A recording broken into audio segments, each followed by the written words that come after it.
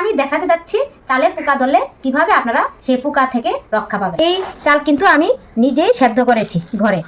তো চালটা কিন্তু আপনারা বলতে পারেন যে চালটা কেন কালো আর কেন লাল লাল। তো যাদের কাছ থেকে আমি ধান কিনে নিয়েছি সেই ধান ক্ষেতগুলি নাকি বন্যায় জলে ডুবে গিয়েছিল।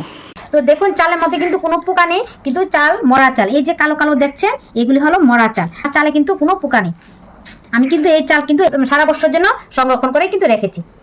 তো আমি কিভাবে সংরক্ষণ করে রেখেছি, তো প্রথমে যারা ড্রাম ভর্তি করে চাল রাখবেন বা বালতি ভর্তি করে বা যে কোনো জায়গায় ভর্তি করে চাল রাখবেন বা হাঁড়িতে রাখুন না কেন, তখন প্রথমে আপনারা নিম পাতা আর কিছু শুকনো লঙ্কা দিয়ে চালটা রাখবেন। তারপরে কিছু চাল রেখে তারপরে এর মধ্যে আবার কিছু নিম পাতা শুকনো লঙ্কা দিয়ে আর অল্প হলুদের টুকরো দিয়ে রাখবেন। এভাবে করে করে বড় ড্রাম হলে 3টা 4টা এরকম ভাবে স্টেপ বাই রাখবেন, তাহলে দেখবেন চালে পোকা ধরবে না। তো আমি কিন্তু এইভাবে রেখেছি, আর আমার এই টিপসটা কিন্তু আমার মা ঠাকুমার টিপস। তো তাদের দেখে কিন্তু আমি টিপসটা সবসময় ফলো করি। তো এখনো পর্যন্ত আমার চালে কিন্তু কোনো পোকা ধরেনি। তো আপনারা বলতে পারেন পোকা ধরলে কিন্তু রোদ্রে দিলেই হয়ে যায়, কিন্তু না, রোদ্রে দিতে গেলে কিন্তু একটা পরিশ্রমের ব্যাপার আছে, এই পোকাগুলি মরে যায়। তারপরেও কিন্তু চালের মধ্যে সেই পোকাগুলি থাকে, আর এই পোকা যেখানে থাকবে আপনার ডাল কোন যে কোনো কিছু রাখেন না কেন, ওই পোকা কিন্তু গিয়ে ডালের ডিবি বা যে কোনো কোটার মধ্যে গিয়ে ওই পোকাগুলি ঢুকে যাবে।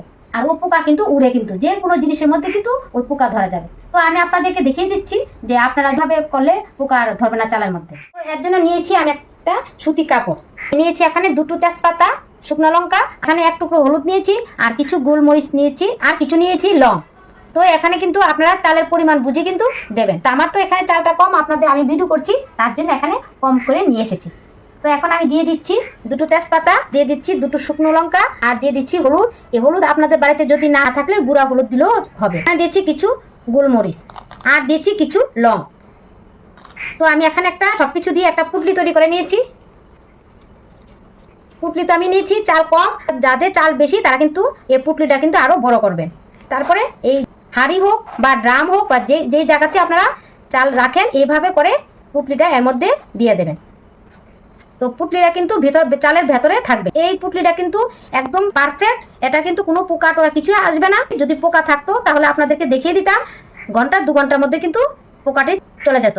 তো এখন তো আমার চালে কোনো পোকা নেই, তার জন্য আপনাদেরকে আমি বুঝিয়ে দিতে পারছি না। তো আপনারা বাড়িতে ট্রাই করে দেখুন। আর বড় জায়গায় হয়, ড্রাম হয় বা বস্তা হয়, তাহলে কিন্তু পুটলিটা বড় করে 2 থেকে 3 দিন রাখলেই হবে। আর এরকম কম চাল হলে 1-2 ঘন্টার মধ্যে সব পোকা কিন্তু বেরিয়ে যাবে।